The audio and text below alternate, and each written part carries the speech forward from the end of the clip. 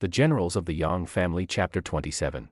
Imagine getting like a formal notice in the mail from your city, and it says the local government is sending crews to just tear down your front porch. Oh, wow. Yeah, because it supposedly violates some newly discovered, highly specific zoning ordinance, right? Right. Which is, I mean, that's incredibly frustrating on its own. Exactly. But what if that porch wasn't just a porch? What if it was, a protected historical monument, something that was explicitly granted to your family by the president of the country? Just to honor, like, your family's military sacrifice or something. Yes. And to make it worse, the person filing that zoning complaint, they aren't just some stickler for municipal codes. They're actually a corrupt political rival actively trying to erase your family's legacy from the map. So it's not really about property lines at all. No, not at all. Suddenly you're not fighting about building permits, You're fighting for your survival. Even historically, the greatest threats to a nation often aren't, enemy armies massing at the border. No, they're usually political rivals scheming right in the capital. Exactly. Okay, so we start with the inciting incident, what you could basically call the drumbeats of disrespect. That is a great way to put it. Thanks. So we have this character named Shi Jinwoo. He's a deputy official in the capital, and he makes this deliberate choice to parade his troops right past the Wuning Mansion and the Tianbo Pavilion. And just for context for the listener, these are the ancestral homes of the legendary Yang family. They're like the preeminent military family of the dynasty. Right. And the established law of the land actually dictates that anyone passing this specific estate has to dismount their horse. It's a mandated sign of respect. But Shi Jinwoo refuses. He refuses. He just stays seated. And he actually elevates the insult by having his men beat drums and shout to clear the way as they pass. Which is just a highly calculated provocation. I mean, to understand the gravity of this, you really have to picture the scene inside the Wuning Mansion. Okay, set the scene for us. So Dowager Yang, who is also known as Yangling Po and Lady Chai, they're relaxing inside. And suddenly, the walls of their home are literally shaking with this incredibly loud, aggressively disrespectful procession. I'd be furious. Oh, she is. Dowager Yang's fury is entirely justified here because this law, it wasn't just some mere courtesy or a local custom. Right, it was formal. Exactly. The previous emperor explicitly granted the Yang family this estate and issued an imperial decree stating that all officials, regardless of their rank or nobility, must dismount when passing. It was a mandated physical acknowledgement of the Yang family's unmatched loyalty and, their immense blood sacrifices on the battlefield. Right. So by staying on his horse and ordering his men to make a racket, Shi Jinwoo is basically conducting acoustic warfare. Acoustic warfare. Wow. Yeah, he's signaling to the entire capital that he doesn't fear the Yang family's legacy. Yeah.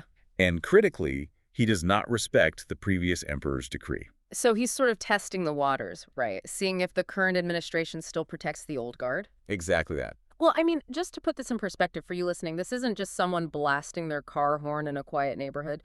This is like a rogue general doing donuts on the White House lawn to deliberately insult a legendary war hero's widow. Ooh, that is a perfect analogy, honestly. It's that level of disrespect. So Dowager Yang, she doesn't just take this lying down. Oh, definitely not. Instead of writing like a formal letter of complaint to the current administration, she goes straight for the nuclear option. She grabs her dragon cane. The dragon cane. This is such a fantastic detail. Right. She takes this physical artifact and marches straight into the imperial court to confront the current ruler, Emperor Zhenzong. And the emperor actually steps down from his elevated throne platform just to greet her. And the visual power of that moment in the imperial court, it just cannot be overstated. The dragon cane is not a walking stick. It's not just for mobility. No, it's a proxy for the previous emperor's authority. It's basically a physical manifestation of the dynasty's founding values. Oh, wow. So when Dowager Yang walks into the court holding it, she ceases to be just an angry citizen or even just a grieving widow, Right. She is the embodiment of the empire's foundational bedrock. So Emperor Zhenzong stepping down to greet her, that's a major constitutional moment. He's showing deference. Exactly.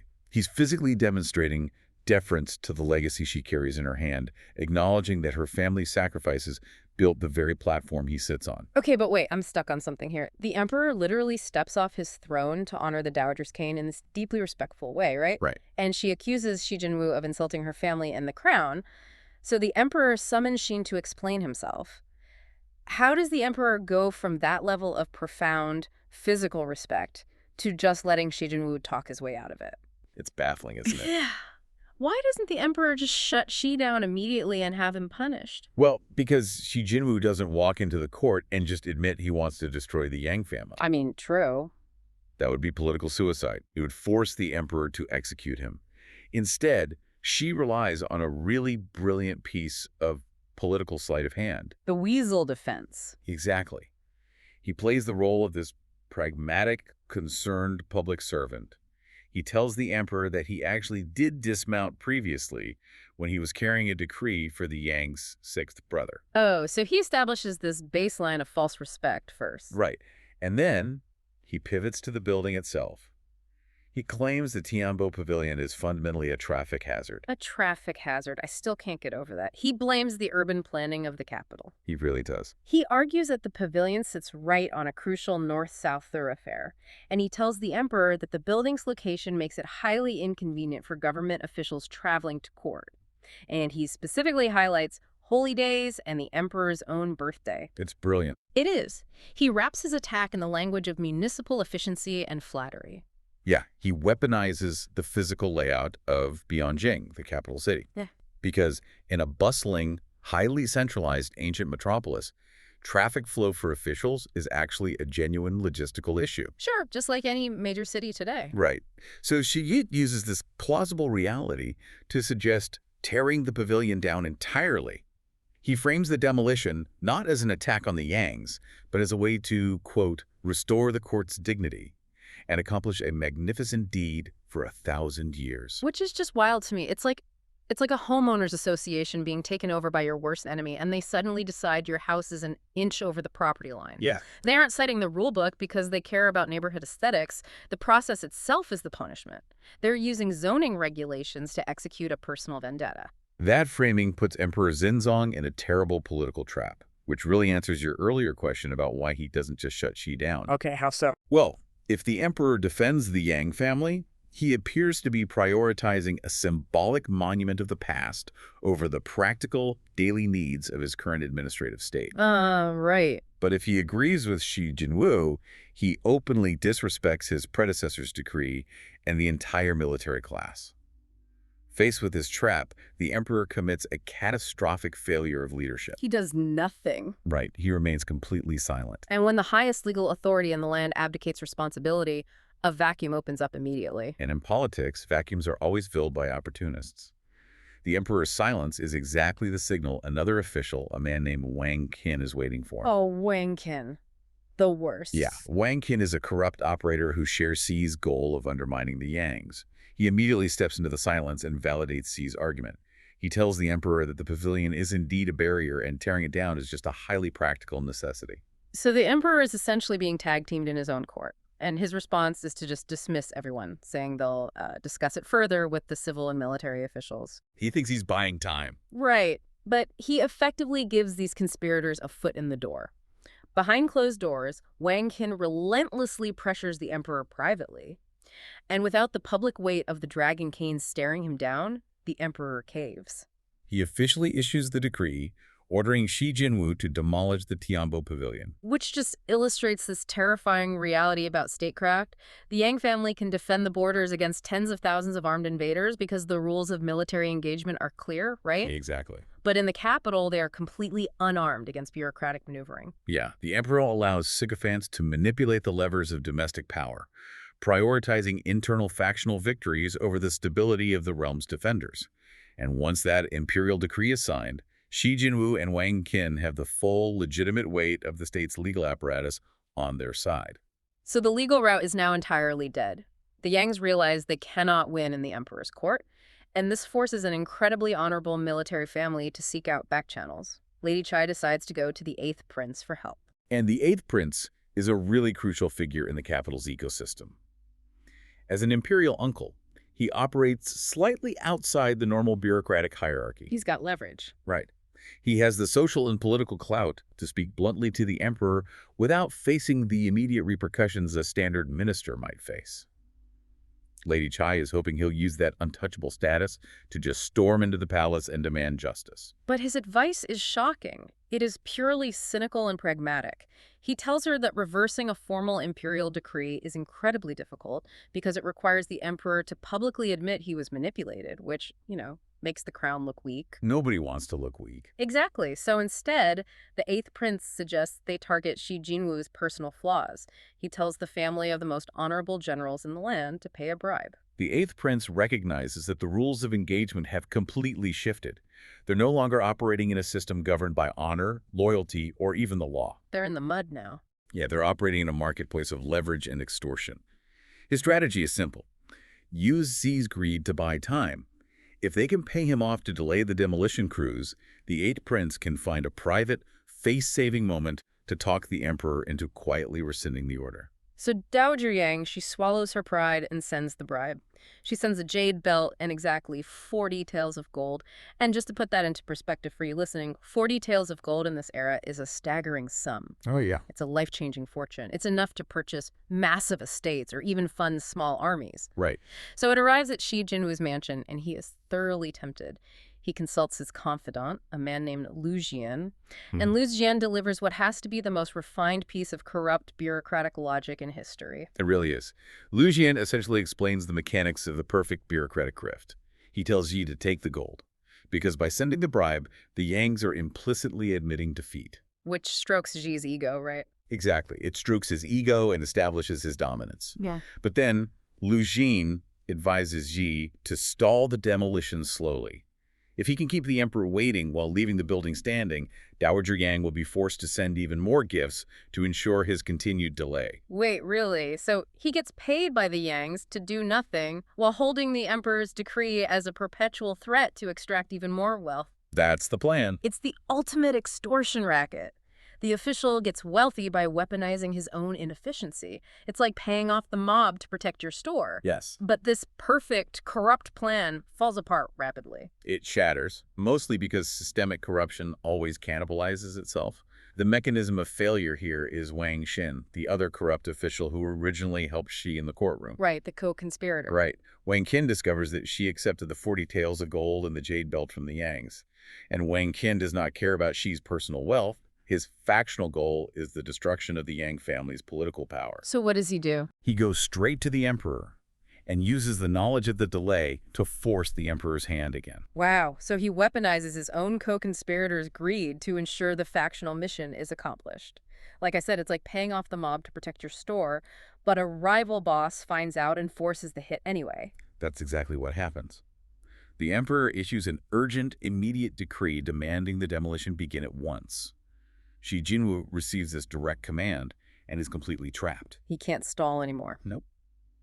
Despite the fortune in gold, he has no choice but to send his crews out immediately. They start physically ripping down the top floor of the Tianbo Pavilion, leaving the middle floor intact, only temporarily. The Yangs tried to play the dirty political game, paid the extortion money, and still lost. They're forced to stand by and watch the roof of their ancestral monument just get destroyed by city workers. This is the real crisis point. The eighth prince's delay tactic failed. The legal defense failed. The bribery failed. And Dowager Yang realizes the momentum of this political machine is not going to stop with the pavilion. If they don't halt this right now, the Wuning Mansion, their actual living quarters, is the next target on the zoning agenda. They need a miracle. They need their ultimate asset. They need Sixth Brother. But the problem is, Sixth Brother is not in the capital. He is stationed far away at the Three Passes, actively commanding the military forces guarding the border against enemy invasion. And the logistics required to reach him underscore the sheer desperation of the family. The text specifically notes it is May, during sweltering, oppressive heat. It's brutal weather. Yeah, they can't trust regular couriers with a message of this magnitude. So Ninth Sister volunteers for the mission.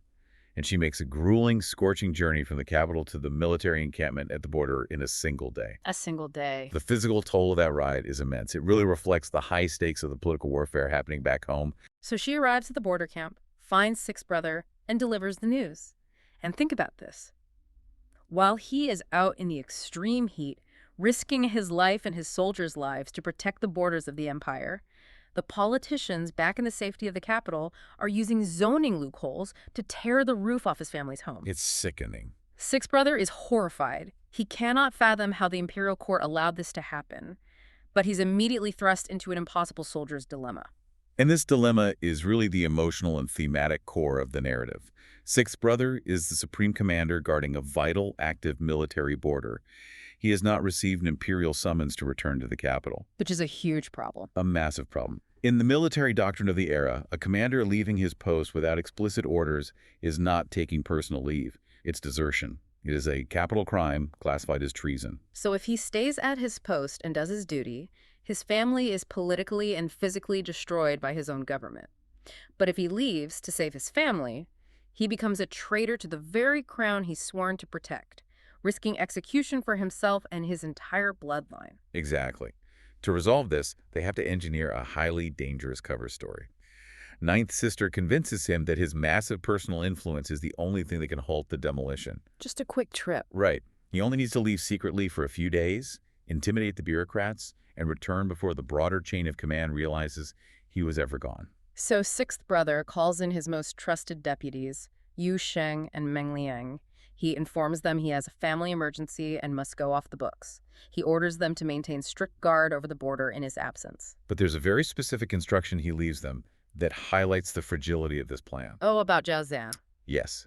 He tells them, if Jiao Zhan asks where I am, tell him I went hunting in Meishan. Why is that detail so important? Because it reveals the internal politics of his own military camp.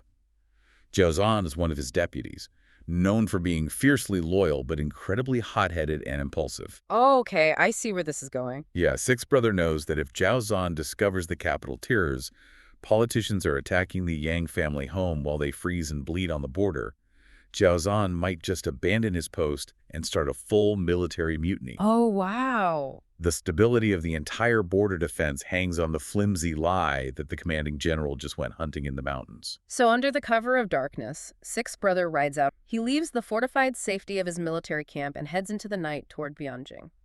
And consider the tragic irony of this image for a second. It's really powerful. Here is the most skilled, loyal soldier in the entire empire, a man whose very identity is defined by his family's generational sacrifice to keep the ruling dynasty safe, and he is forced to commit treason, abandoning his post and sneaking through the shadows, all because a faction of corrupt desk bureaucrats manufactured a fake zoning dispute to demolish his front porch. The text brilliantly exposes the vulnerability of the warrior class to the administrative class. I mean, the Yang family can outmaneuver any foreign army, but they are consistently outmaneuvered by men like Xi Jinwu and Wang Qin. They're fighting two different wars. Exactly. The rules of the battlefield are based on force and strategy, but the rules of the capital are based on leverage, deceit, and the manipulation of the law itself. Okay, let's shift scenes. Yang Luling. A very high-ranking, serious guy. Exactly. It's the middle of the night. He is riding through the darkness with his sister, Ninth Sister. They are on a desperate secret mission, riding far away from their military post at the Three Passes. Right. And they're approaching this dense, quiet area known as Crow Forest. The tension is incredibly high. It has to be. I mean, they are attempting to slip into the capital, which at this time is Tokyo, also known as Bianjing or Kaifeng, and they have to be completely unnoticed. Right. No one can know they're there. Exactly. The utmost secrecy is required because what they are doing operates in a very gray area of military protocol. Which makes the inciting incident so agonizing to read. Yeah. Because out of nowhere, a man jumps out of the woods and just blocks their path. And it's not who you'd expect. No, it's not an enemy spy or an imperial inspector. Yeah. It's Jiao Zhan, his own guy. And he's standing there in the middle of the night simply because he abandoned his post, eavesdropped on their classified plans, and just decided to follow them. It's so audacious. Right. And why? Because he's never seen the bright lights and glory of the capital city. He essentially ambushes his own commanding officer in the dark to demand a vacation. It's insane. And Luling is terrified. I mean, he knows Jiao Zhan has this famously explosive temper. The absolute last thing a covert mission needs is a volatile tourist drawing attention to them. So Luling issues a direct order. He says, absolutely not. Go back to the base. I will reward you later. But Jiao Zhan refuses. He outright refuses. He literally threatens his commander. He tells Lu Lang, if you do not let me come with you to see the city, I am going to go to the capital by myself, and I will spread rumors everywhere that you secretly abandoned your military post. Wow. The sheer audacity of that threat is what makes this interaction so revealing about power dynamics. How so? Well, Lu Lang is a revered, high-ranking military hero. But in this dark forest, he is completely at the mercy of internal rumors and insubordination. Yeah, the rank doesn't even matter. Exactly. The rigid military hierarchy you would expect is immediately inverted by the threat of gossip. A commander's power doesn't just stem from his rank or his sword, it depends entirely on the narrative surrounding him. Well, that's a great point. If Jiao Zhan controls the narrative in the capital and paints Lu Lang as a deserter, Lu Lang is ruined, regardless of his actual military achievements. Okay, let's unpack this. It's like James Bond trying to sneak into an impenetrable enemy stronghold to save the world, right? Luke, yeah. But his loud, chaotic buddy intercepts him in the parking lot and threatens to tweet his live location to the villain unless he gets to come inside and check out the architecture. That is exactly what it is. It completely paralyzes the operation. And Ninth Sister realizes they are totally trapped. So she advises Lu Lang to just bring him along to avoid the rumor mill. They just have to assimilate the risk. They bring him, hoping they can, just manage him. Good luck with that. So, because Jiao Zhan has effectively blackmailed his way into the Fellowship, they arrive at the capital, and now they have to juggle babysitting him while dealing with the actual crisis at hand. Which is incredibly heavy. It really is. They arrive at the Wuning mansion, their family home, and the tone of the narrative shifts dramatically the moment they walk through the doors. They meet matriarch Shi, Lu Lang's mother, and the second she sees her son, she bursts into tears. The heartbreak in that scene is profound. You really have to understand the immense, almost unfathomable grief of the Yang family to grasp the stakes. Right. Matriarch. She details a devastating reality for the listener. I mean, her husband and 8 of her sons went to serve the imperial court. They threw themselves into the absolute meat grinder of border warfare to protect the empire. Yeah. And out of all of them, only Lu Lang remains alive. The rest are gone. A father and 7 sons sacrificed for the emperor. It's staggering. And to honor that ultimate sacrifice, the previous emperor bestowed upon them this grand home, which includes the magnificent Tianbo Pavilion. It is a literal physical monument to their spilled blood. Exactly. But now, a bureaucratic bully named Shi Jinwu is actively trying to tear it down. Yep. He is petitioning the court to destroy the Tianbo Pavilion. Yeah. So Lu Lang's whole stealth mission is a desperate attempt to sneak in and privately consult the 8th prince to get royal backing to stop this paper-pushing bureaucrat. Lu Lang is trying to carefully navigate these high-stakes political waters, but he's forced to do it from the shadows. I have to say, I really struggle with the logic of the court here. Oh, yeah. Yeah. I mean, if I sacrifice my entire family for an organization, I expect to be completely untouchable. Yeah. I don't expect human resources to suddenly try and evict my surviving mother. It seems crazy. Right. Why is a family with that kind of service record sneaking around in the dark to save their own house? Why is a random bureaucrat even allowed to touch their property? If we connect this to the bigger picture, you are witnessing the brutal historical transition from wartime indispensability to peacetime vulnerability. Oh, wow. Yeah. During a war, generals like the Yang family are practically deities. They are the only shield standing between the empire and total destruction. Right, they need them. The old emperor respected them immensely because his survival depended on them. But the dynamic shifts the moment the immediate military threat fades. So the empire feels secure, so they forget who secured it? That is the exact psychology of the capital. The battlefield shifts from swords and shields to politics, petitions, and zoning laws. Zoning laws. Unbelievable. New peacetime bureaucrats like Shi Jinwu do not look at the Yang family and see saviors. They look at them and see an obsolete relic. Yeah, they see prime real estate. Exactly. They see a military family taking up prime real estate and enjoying imperial favor that the bureaucrats want for their own factions. Shi Jinwu uses paperwork and legal maneuvers to systematically erase the legacy of the soldiers because he knows Lu Lang is trained for physical combat, not a war of ink and petitions. That is so deeply unfair. It is. Lu Lang is entirely unequipped to fight this head-on, which is why he has to sneak around to find political allies like the 8th prince. He is fighting an invisible war of bureaucracy. And because he is so distracted by this political maneuvering, Lu Lang makes a massive tactical error in how he handles his other problem, Jiao Zhan. A huge mistake. Lu Lang essentially locks Jiao Zhan in a side room of the mansion under heavy guard, telling him not to go out and cause trouble while the adults handle the politics. Which is just, well, it's a fundamental misunderstanding of a soldier's psychology. Right. You simply cannot take a hardened, restless frontline brawler, lock him in a quiet room, and expect him to sit still. Not gonna happen. No. After just a few days, Jiao Zhan goes completely stir-crazy. He approaches the military guards assigned to keep him in the room, and he bribes them. Of course he does. He promises to buy them loads of food and wine if they just let him out to finally see the city he blackmailed his way in to see.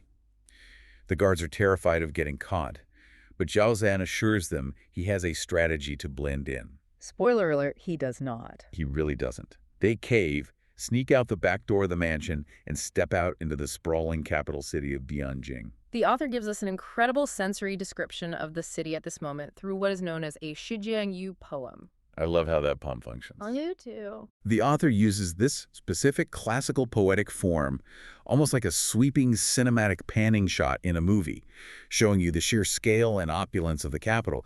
It describes a city of 100,000 households. Which was massive for that era. Massive. It paints a picture of the red doors of the wealthy. The moonlit nights are completely saturated with the sounds of stringed instruments and people singing. Right, the music is everywhere. Everywhere. The markets are overflowing with sparkling jewels and magnificent brocades. You have these extravagant, fashionable people walking around, and the city is surrounded by lush green trees. It is a stunning visual spectacle. It is a beautiful spectacle, but it operates as a profound cultural disconnect for someone like Jiao Zhan. Oh, for sure. Think about the stark contrast between his daily life and the city he is walking through. The unimaginable wealth, the silk brocades, the constant music, the leisurely, safe lives of these 100,000 households.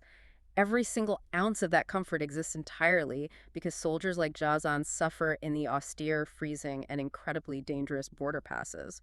Man, his suffering literally pays for their parties. Exactly. And that realization makes his reaction to the city so tense. They get to a place called Renhe Gate, and Jiao Zhan is just marveling at the sheer volume of chariots and horses.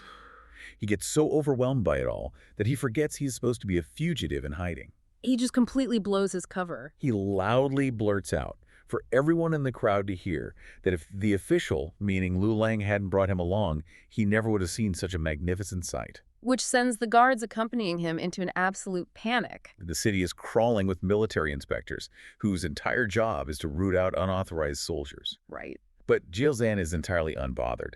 He sees a place called Song and Dance Alley and decides he wants to go drink there. Of course. The guards practically have to physically drag him away from the crowds. They force him to head toward an eastern tower, away from the immediate danger, and make him stay at a local inn to keep him out of sight. They are trying to contain a force of nature at this point. Here's where it gets really interesting. Putting Jiao Zhan in the capital is like putting a lit firecracker inside a very expensive, very fragile porcelain vase. That's a great way to put it. He has absolutely no concept of how to blend in or modulate his volume. And his wide-eyed awe isn't just a comedic moment of a country soldier in the big city. It serves as a critical narrative tool. It highlights the massive, often insurmountable divide between those who protect the empire and those who actually get to enjoy the fruits of that protection. Right. The people in the capital are completely insulated from the harsh realities of the frontier. They have no idea what it costs to maintain their lifestyle. And that tension between the gritty frontier and the insulated capital brings us right to the boiling point of the story. The night stroll. The night stroll. The guards think they have finally managed the situation. They have Jiao Zhan sequestered at an inn. They figure they will just tire him out, keep him away from the main thoroughfares, and sneak back to the mansion in the morning. Sound logic, but... But his restless energy refuses to quit. Around the first watch of the night, which is right after sunset, when the dark settles in and the city is just starting to come alive with its nightlife, so they go for a stroll in the moonlight to burn off his energy. This specific nighttime stroll is where coincidence and fate collide directly with the central political plot of the story. As they are walking, the air is pierced by incredibly clear, loud music drifting on the wind. It is coming from a massive, lavish mansion nearby. Someone is throwing an extravagant party. Right. Jiao Zhan stops dead in his tracks and asks the guards, "Who lives there? Who has a house with music that clear and beautiful?" This is the moment where human error irrevocably alters the course of events. The guard, who is desperately trying to rush Jiao Zhan along and keep him moving, accidentally drops a massive bombshell. He really messes up here. He says, "Don't ask, just keep walking. That's the mansion of Ji Jinwu. He's the guy trying to tear down the Tianbo Pavilion. which is why our commander came to the capital. He must be having a feast and enjoying the music. I have to ask, why on earth did the guard tell him that name? I mean, the guard knows exactly who Jiao Zhan is. He knows he's a hothead who blackmailed his way onto the trip. Is just spectacular incompetence. This raises an important question about how human error drives history. I think it's exactly what you're hinting at. And it is a brilliant depiction of how exhaustion leads to disaster. Yeah. It is a very realistic incompetence. Think about it. The guard is highly stressed. He is tired. He is dealing with an insubordinate officer. And in his rush to just get Jiao Zhan to keep walking, his brain reaches for the most convenient fact to emphasize why they shouldn't linger. Right, like, this is the bad guy's house, let's go. Exactly. He doesn't think through the psychological impact of that specific piece of information on a man like Jiao Zhan. The reaction from Jiao Zhan is immediate and entirely visceral. Yeah. The text uses this incredible phrase. It says he experiences anger from the heart, evil from the gut. Look at the agonizing juxtaposition the author sets up in the listener's mind right at this moment. It's powerful. It really is. On one side of the city, you have the villain, Shi Jinwu, a bureaucrat who has sacrificed absolutely nothing, throwing a lavish, loud party filled with beautiful music. Yeah. And on the other side of the city, you have matriarch Shi, who has sacrificed her husband and 7 of her sons, weeping bitterly in her home because this exact same bureaucrat is trying to destroy her family's legacy with perfectly legal paperwork. When you lay out the contrast like that, it is infuriating. You almost can't blame Jiao Zhan for snapping. Not at all. Up until this exact second, Shi Jinwu was just a name to him. Right. Just an abstract political puzzle for Lu Lang to solve with the 8th prince. Right, just some guy in a government building. But hearing that music, knowing this guy is celebrating while the matriarch weeps, it breaks whatever restraint Jiao Zhan had left. He's done. He turns to the terrified guards who are now threatening to run and tell Lu Lang, and he basically tells them to do whatever they want. He says he is going in to investigate. And he sneaks right into the back door of Shi Jinwu's mansion, and the guards just flee for their lives into the night. The situation escalates in an instant, from a slow, covert political mission to an imminent physical confrontation. Jiao Zhan hears the music, he recognizes the profound injustice of it, and he bypasses the politics entirely. He goes straight for the back door to handle things the only way a frontier soldier knows how.